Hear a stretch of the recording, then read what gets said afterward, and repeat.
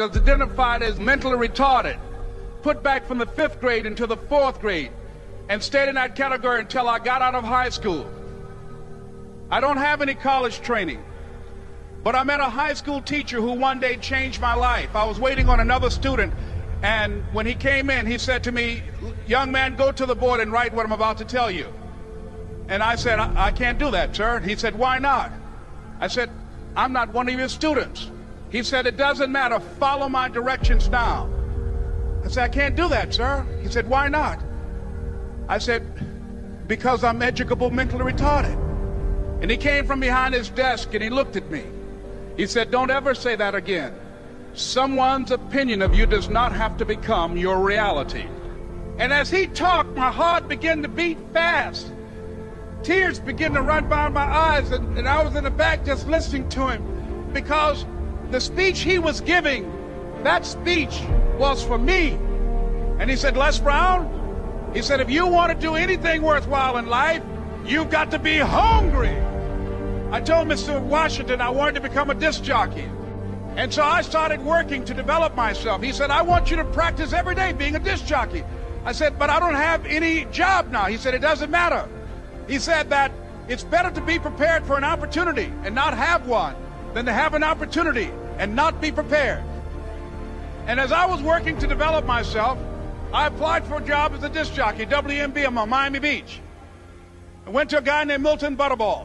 I said, "How you doing, Mr. Butterball? I'd like to get a job as a disc jockey." He looked at me, he said, "You have any broadcast background?" I said, "No, sir, I don't." "You have any journalism background?" I said, "No, sir, I don't." He said, "We don't have any jobs available." I said, "Yes, sir."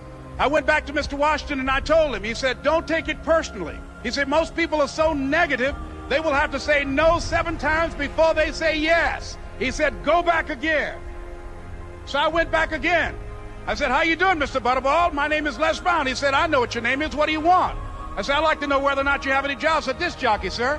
He said, "Didn't I just tell you yesterday we didn't have any jobs?" I said, "Yes, sir, but I know whether or not somebody got laid off or somebody was fired, sir." He said, "No one was laid off or fired. Now get on out of here." I came back the next day like I was seeing him for the first time. I said, "Hello, Mr. Butterball, how are you?" He looked at me with rage. He said, "Go get me some coffee." I said, "Yes, sir." And I went to get him some coffee. After a while, I would get their lunch and dinner, and I would go in the control rooms and take the disc jockeys their food, and I would not leave until they would ask me to leave. One Saturday afternoon, while I was at the radio station, a guy named Rock was drinking while he was on the air.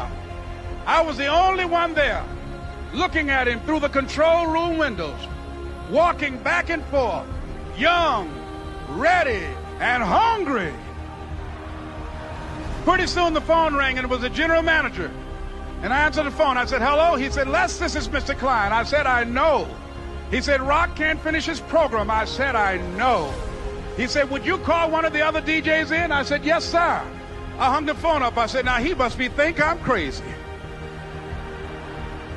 I called my mom and my girlfriend, Cassandra. I said, "Y'all turn up the radio and come out on the front porch. I'm about to come on the air." I waited for about 20 minutes, and I called him back. I said, "Mr. Klein, I can't find nobody." He said, "Young boy, do you know how to work the controls?" I said, "Yes, sir." He said, "Go in there and don't say nothing here." I said, "Yes, sir." I couldn't wait to get behind those controls. I put on an old Stevie Wonder record called Fingertips. I sat down behind that turntable. I said, "Look out, this is me, LB Triple P, Les Brown, your platter playing papa. There were none before me, and there will be none after me. Therefore, that makes me the one and only. Young and single and love to mingle, certified, bona fide, indubitably qualified to bring you satisfaction, a whole lot of action. Look out, baby, I'm your love man." I was hungry. I was hungry. You got to be hungry. Begin to know that you have greatness within you. And if just one of you here begin to envision yourselves as being blessed and highly favored to reach your goals, if just one of you capture the essence of what that means, that you have greatness within you and a responsibility to manifest that greatness, that you can make your parents proud, you can make your school proud, you can touch millions of people's lives And the world will never be the same again because you came this way. It was hard, ladies and gentlemen, coming to speak to people. And I was facing financial difficulties in my own life. I was behind on my bills and my dreams, and I'm saying to them, you can live your dream. It was hard, ladies and gentlemen. It was very difficult to pick myself up each day believing that I could do it. There were times that I doubted myself. I used to ask myself, can I do this? And something said within me, you're the one. Don't give up on your dream. By continuing to push forward, by continuing to run toward my dream, that one day I would have my own talk show. It's a long shot, ladies and gentlemen, from Liberty City, an abandoned building on a floor, never knowing my mother or father. It's a long shot. Being here with you today in this dome in Atlanta, it's a long shot. No college training, labeled educable, mentally retarded, but I kept running toward my dream. Don't stop. Don't stop running